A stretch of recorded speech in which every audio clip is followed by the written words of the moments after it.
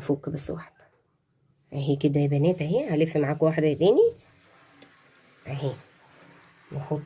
نحط الحرف ده اهو، نقدمه كده لحد ما يجي على ايه، على حرف الورقه، ونفرده كده اهو، ونتنيها كده لحد اخر الورقه هنا اهي. بقى قرطاس معايا، بقى قرطاس بالظبط معايا. املى القرطاس ده